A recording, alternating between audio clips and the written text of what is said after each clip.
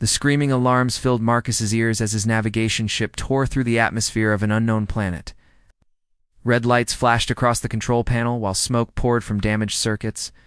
His hands flew over the controls, trying desperately to level the craft, but the engines had failed completely. "Come on, hold together," he muttered, through gritted teeth as treetops rushed up to meet him. The ship clipped the canopy of a massive forest before slamming into a clearing. With a thunderous crash that echoed across the alien landscape, Marcus groaned as he pulled himself from the wreckage. His head throbbed and warm blood trickled down his forehead. The ship was destroyed beyond repair, its hull split open like a broken egg. He stumbled away from the smoking remains, his survival training kicking in despite his injuries. The planet was beautiful in an otherworldly way. Twin suns hung in a lavender sky, casting everything in a soft, ethereal light. Strange flowers with crystalline petals chimed softly in the breeze, and the air tasted sweet and clean. But Marcus knew that beauty could hide danger. He had barely taken a dozen steps when he heard them. Footsteps, moving with careful precision through the undergrowth. His hand instinctively went to the plasma pistol at his hip as figures emerged from the forest shadows. They were tall and graceful, with skin that shimmered like blue starlight. Silver markings traced intricate patterns across their faces and arms, and their hair flowed like liquid mercury. The beings wore armor that seemed to be grown rather than forged, organic curves that followed their elegant forms. The leader stepped forward, her movements fluid as water. She was magnificent and terrifying at once, with eyes like twin galaxies, and a presence that commanded attention. A weapon unlike anything Marcus had seen was strapped to her back, its surface alive with pulsing energy. "Human," she said, her voice carrying an accent that made the word sound exotic. "You should not be here." Marcus raised his hands slowly, showing he meant no threat. "My ship crashed. I'm not here by choice." The warrior studied him with those impossibly deep eyes. Something flickered across her face, curiosity, perhaps, or recognition. "I am Zara of the Solari.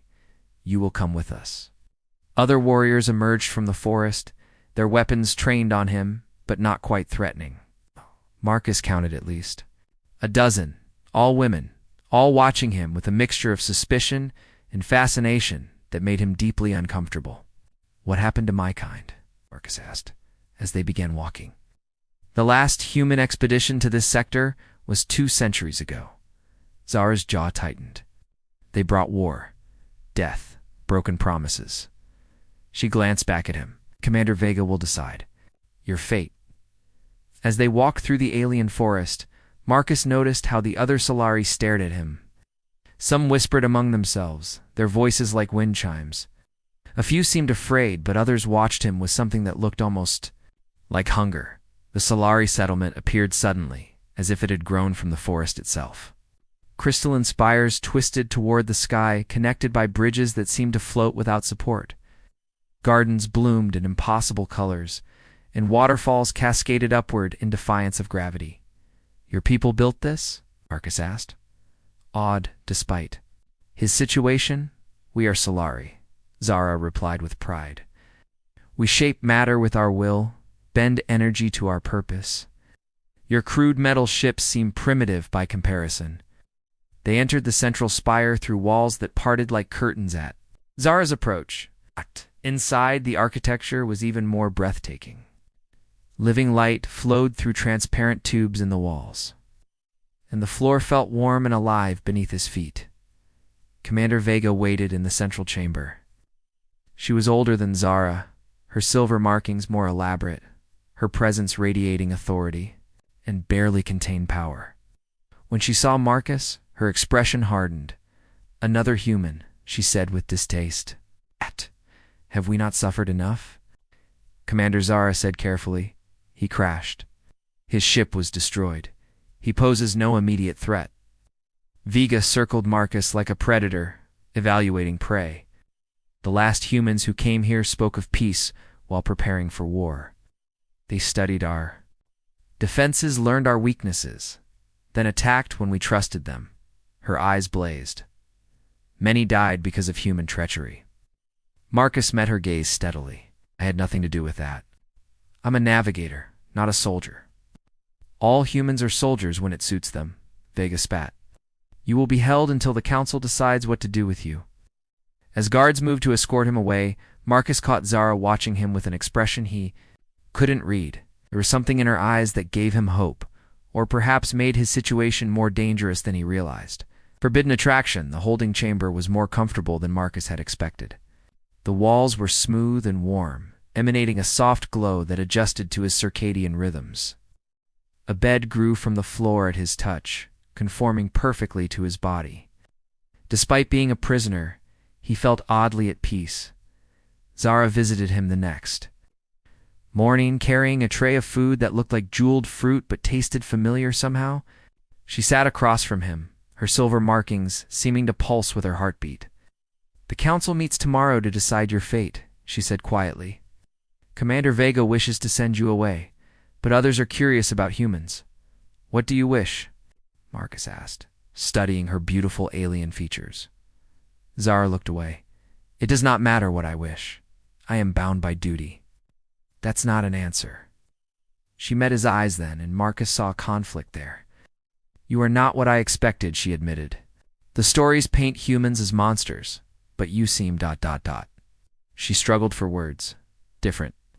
Before Marcus could respond, the chamber door opened, and another Solari entered. This one was smaller than Zara, with gentler features and markings that spiraled across her arms like vines. Her presence felt calming, like a cool breeze on a hot day. I am Kira, she said, setting down a medical kit. I must examine your injuries. Zara stood immediately. That is not necessary. The human appears. Well enough? Commander Vega ordered it, Kira replied firmly. I follow her commands, as do you. Marcus sensed tension between the two women, but couldn't understand its source. Kira approached him with professional detachment, but when her fingers touched his skin to examine the cut on his forehead, he felt a spark of something unexpected. Your healing is remarkable, she murmured, her touch lingering longer than necessary. Human physiology is fascinating, Zara warned. The healer ignored her, focusing on Marcus with growing interest. Tell me about Earth. Is it true that humans live such short lives that you must pack all your experiences into mere decades? We make the most of the time we have, Marcus said, aware of how Kira's proximity affected him. Act! She smelled like exotic spices and starlight. How wonderfully intense that must be, Kira breathed. We Solari live for centuries, but perhaps we do not truly live at all. Zara stepped between them. You have done enough, healer. Leave us. Kira's eyes flashed with defiance. I think our guest would prefer to choose his own company. She turned to Marcus. Would you like me to stay and tell you about our world? Marcus found himself caught between two beautiful alien women, both watching him with expressions that made his pulse race. The air practically crackled with tension, and he realized he had stumbled into something far more complex than political intrigue. I would like to learn about both your perspectives, he said diplomatically. Kira smiled triumphantly, while Zara's jaw tightened. Very well, the warrior said coldly. But remember, Kira, that tomorrow the council meets. Do not grow too attached to what you cannot keep. After Zara left, Kira moved closer to Marcus on the bed. She is wrong about many things, the healer said softly. Zara believes in duty above all else, but I believe in following one's heart. And what does your heart tell you? Marcus asked, drawn into her gentle warmth. That you are here for? Reason beyond mere chance, Kira whispered. The universe brought you to us, and I intend to discover why. As the day passed, Marcus found himself torn between fascination with both women. Zara returned that evening bringing stories of Solari history and warrior traditions. Her passion for her people's honor was intoxicating, and when she demonstrated combat moves, her grace was mesmerizing. Later, when Zara stepped out briefly, Kira appeared again. She brought a viewing crystal that showed images of Solari gardens and cities, her voice soft and hypnotic as she described the beauty of her world. When their hands touched over the crystal, neither pulled away. You are playing with fire, Zara. said when she returned to find them sitting close together. Perhaps fire is what we need, Kira replied, not moving away from Marcus. Marcus realized he was at the center of something that could tear apart the careful balance of Solari. Society, two remarkable women were drawn to him for different reasons, and tomorrow his fate would be decided by a council. It might see him as nothing more than a dangerous remnant of humanity's violent past. The council chamber was a marvel of Solari architecture, with walls that seemed to stretch infinitely upward and seats that floated in a perfect circle. 7 elders sat in judgment, their silver markings more elaborate than any Marcus had seen. At their center sat Elder Nyx, ancient even by Solari standards, her eyes holding the wisdom of millennia. Marcus stood in the center of the circle, acutely aware of every gaze upon him. Zara and Kira flanked him as his appointed advocates there. Rivalry temporarily set aside in the face of council protocol. Commander Vega presented the case for his removal, her voice echoing in the chamber. "This human represents everything we have learned to fear," she declared. "Its kind brought destruction to our world 2 centuries ago. They studied our weaknesses, learned our secrets, then used that knowledge against us. We lost thousands in the war that followed." Elder Nyx studied Marcus with eyes like starlight. "What say you to these charges, human?" "I cannot answer for the crimes of my ancestors," Marcus replied steadily. "I can only speak for myself. I came here by accident, not by choice. If you will allow it, I would like to prove that not all humans are as you remember." "Prove yourself how?" asked Elder Thane, his voice like grinding stone. Marcus had been thinking about this moment all night. "Your defensive systems," he said. "I noticed energy fluctuations in the city's barriers when I arrived. My ship's sensors detected harmonic instabilities that could cascade into complete failure within months." The council exchanged glances. Elder Nyx leaned forward. "You can read our technology, not read it," Marcus admitted. "But I understand. Energy patterns, harmonic frequencies, resonance cascades. It's what navigators do. We see patterns others miss. It could help stabilize your systems using human engineering principles." Commander Vega scoffed. "More likely sabotage them for a future human invasion." "There is no invasion coming," Marcus said firmly. "Humanity has expanded in other directions. Your world is forgotten by most of my people." "Then why should we trust you?" Elder Kestra demanded. Before Marcus could answer, Zara stepped forward. "'Cause I have watched him honored elders. He speaks truth. His concern for our defenses is genuine, and I have examined his thoughts during healing sessions," Kira added. "He harbors no malice toward us, only curiosity and ... other feelings."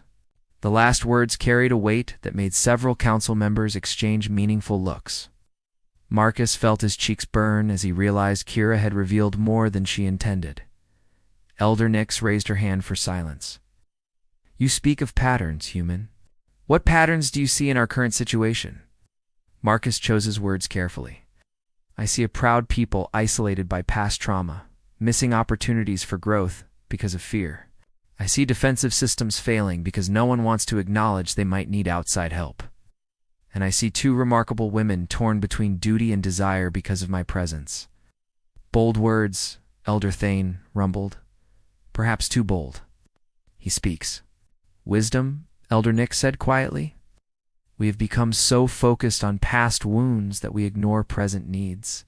She stood, her ancient frame still commanding respect. "The council will reassess to consider this matter." As the elders filed out, Marcus found himself alone with Zara and Kira. The tension between the 2 women was palpable. He took a risk supporting me, he told Zara. "I spoke only truth," she replied, but her eyes were troubled. "You must understand, Marcus, that if the council decides against you, I cannot protect you. My duty to my people comes first." "I would never ask you to betray your duty," Marcus said. "Wouldn't you?" Kira asked softly. "What if duty demands we let you die?" Marcus looked between them, seeing the pain his presence had caused. "Then I would die knowing I had the chance to know 2 incredible women, even briefly." Kira's eyes filled. With tears that caught the chamber's light like diamonds, Zara turned away, her shoulders rigid with suppressed emotion. When the council reconvened, Elder Nix announced their decision. The human will be allowed to attempt repairs to our defensive systems. If he succeeds and proves his good intentions, he may remain as our guest. If he fails or betrays our trust, ... She let the threat hang unspoken. Accept your terms, Marcus said. As they left the chamber, Commander Vega cornered him. I voted against this decision, she hissed. One false move, human, and I will end. You myself. But Marcus barely heard her. He was too aware of Zara walking beside him, her hand occasionally brushing his, and of Kira's hopeful smile. The real test wasn't the defensive systems, it was navigating the increasingly complex emotions of two women who were both beginning to mean more to him than he had ever imagined possible. Working on the Solari defense systems proved more challenging than Marcus had anticipated. The technology was beautiful but alien, operating on principles that defied human understanding of physics. For 3 days, he studied the crystalline matrices that channeled defensive energy around the city, while Zara and Kira took turns assisting him. Zara proved surprisingly knowledgeable about military applications, her warrior training giving her insight into the system's tactical purposes. When she leaned over his shoulder to point out weak points in the energy grid, Marcus caught the scent of her hair like ozone and starflowers. The harmonics are unstable here, she said, her breath warm against his ear. Can human engineering compensate? Maybe, Marcus murmured, acutely aware of her closeness. But I need to understand why the instability exists in the first place. Kira appeared in the doorway, carrying refreshments. Her expression tightened when she saw how close Zara stood to Marcus. Perhaps the warrior has other duties to attend to. My duty is to ensure our defenses remain strong, Zara replied without moving away. And mine is to ensure our guest remains healthy, Kira countered, moving to Marcus's other side. He has been working without rest. Marcus found himself caught between them again, the tension so thick he could almost taste it. I appreciate both of your help, he said diplomatically. That evening, as the twin suns set in brilliant shades of purple and gold, Zara asked Marcus to walk with her through the city gardens. They strolled in comfortable silence past singing. Flowers and fountains that defied gravity, the air filled with exotic perfumes, and the soft chiming of crystal wind chimes. Tell me about human bonding, Zara said suddenly. Kira claims your species forms intense emotional connections quickly. Marcus considered the question. We call it love. It can happen fast or slow, but when it's real, it changes everything. Love, Zara repeated, testing the word. We have a similar concept, but it is ... different. More gradual, based on compatibility and duty. What about passion? Marcus asked. Zara stopped walking, turning to face him. The twin moons had risen, bathing her in silver light that made her markings glow. Passion is ... dangerous. It leads to poor decisions, broken promises, or it leads to the most beautiful experiences life has to offer, Marcus countered. Stood very close now, close enough that Marcus could see the flecks of gold in her dark eyes. Show me, she whispered. Marcus cupped her face gently, his thumb tracing the silver patterns on her cheek. When he kissed her, it was soft at first, tentative. But Zara responded with surprising fire, her arms winding around his neck as she pressed herself against him. When they broke apart, both were breathing hard. Is that what humans call passion? She asked. That's just the beginning, Marcus said, but their moment was shattered by the sound of approaching footsteps. Kira emerged from behind a crystalline tree, her face a mask of hurt and anger. I wondered. Where you had gone? She said, her voice carefully controlled. Both of you. Zara straightened, her warrior composure reasserting itself. Kira, this is not what it appears, Kira finished. I may be a healer rather than a warrior, but I am not blind. Her gaze shifted to Marcus, and he saw accusation there. Is this how humans honor multiple friendships? Marcus felt guilt twist in his stomach. Kira, I never meant to hurt me, she asked, or to get caught. Before either could respond, emergency alarms began wailing across the city. The crystalline spires flashed red, and Marcus could feel the defensive grid fluctuating wildly. Attack, Zara shouted, her warrior instincts taking over. The outer barriers are failing. In the distance, dark shapes streak through the sky. Ships unlike any Marcus had seen, their hulls black as space and bristling with weapons. Energy beams lanced down from them, striking the city's shields and causing cascading failures in the defensive matrix. The Void Hunters, Kira breathed, her face pale with terror. They have found us. Zara was already running toward the command center, her weapon materializing in her hand. Marcus followed, his mind racing. The defensive systems he had been studying were failing exactly as he had predicted. But accelerated by the enemy attack, in the command center, chaos reigned. Commander Vega shouted orders while technicians tried desperately to stabilize the barriers. Elder Nyx stood at the center of it all, her ancient face grim. "The grid is collapsing," someone reported. "We have perhaps 10 minutes before total failure. Then we evacuate," Vega ordered. "Prepare the deep shelters." "No," Marcus said, stepping forward. I can stabilize it. But I need direct access to the primary matrix." Vega whirled on him. "Human tricks will not save us now." "My tricks might be the only thing that can," Marcus shot back. "You wanted proof of my intentions? This is it. Let me help." Elder Nyx studied him for a long moment while explosions lit the sky outside. "Do it," she said finally. As Marcus raced toward the primary matrix chamber with Zara and Kira beside him, he realized that the enemy attack had done more than threaten the city. It had forced him to make a choice that would define not just his future, but theirs as well. The primary matrix chamber lay deep beneath the city, its walls lined with crystals the size of humans. Energy coursed through them in patterns that hurt to look at directly, and the air hummed with barely contained power. Marcus could feel the instabilities like discordant notes in a symphony, growing worse with each passing moment. "The resonance cascade is accelerating," he shouted over the growing noise. "If I can't stabilize the harmonic frequencies in the next few minutes, the entire grid will collapse." Above them, the sounds of battle raged. The Void Hunters, ancient enemies of the Solari, had come in force, their dark ships raining destruction on the city's failing shields. Zara stood guard at the chamber entrance, her weapon charged and ready. Kira worked beside Marcus, her healing abilities allowing her to interface directly with the damaged crystals. "Here," she said, her hands glowing as she touched a particularly damaged matrix. "The flow is blocked. Can you bypass it?" Marcus pulled tools from his emergency kit, adapting human technology to alien systems through pure intuition. "I need you to channel energy through the secondary pathways while I reroute the primary flow." "That could kill me," Kira said quietly. "The feedback might be more than I can absorb." "Don't," Zara called from the doorway. "There has to be another way." Marcus looked between them, seeing the fear and determination in both their faces. These women had become so important to him, and now one of them might die trying to save their people. "I'll do it," he said. "I can handle the feedback better than either of you." "No," Kira said firmly. "This requires Solari energy manipulation.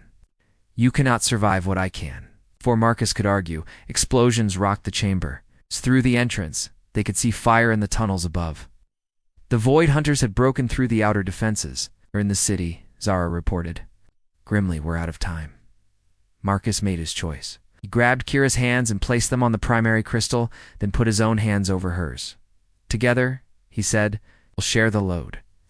"Marcus, no," Kira started. "Together," he repeated, pouring all his conviction into the word. Energy erupted around them, raw and overwhelming. Marcus felt it burning through his nervous system like liquid fire. But Kira's presence steadied him, her life force intertwining with his. The crystals responded, their chaotic patterns smoothing into harmony. Through the pain, Marcus was dimly aware of Zara fighting at the entrance, her weapon cutting down Void Hunters who had found their location. Owie. She moved like liquid lightning, every strike precise and deadly.